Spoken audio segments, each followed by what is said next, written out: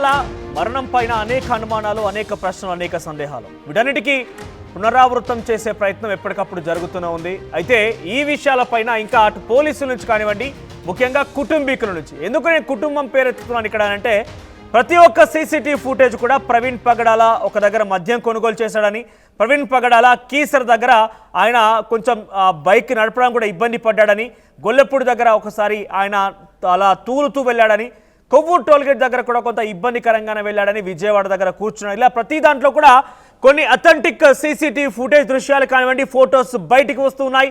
కానీ ఇక్కడ ప్రవీణ్ పగడాల ఆయన కానే కాదు. ప్రవీణ్ పగడాలకి మద్యం సేవించే అలవాట్లేదు, ప్రవీణ్ పగడాలకి డ్రైవింగ్ రాదు, ప్రవీణ్ పగడాల బైకే నడపడు. ఇలా రకరకాల క్వశ్చన్స్, రకరకాల అనుమానాలు వ్యక్తమవుతున్నాయి ప్రవీణ్ పగడాల అటు అభిమానుల నుంచి కానివ్వండి, క్రైస్తవ కమ్యూనిటీ కానివ్వండి. అయితే ఈ విషయం పైన ఎప్పటికప్పుడు ఆర్టీవీ మీకు అనేక విషయాలు చెప్పే ప్రయత్నం చేస్తోంది.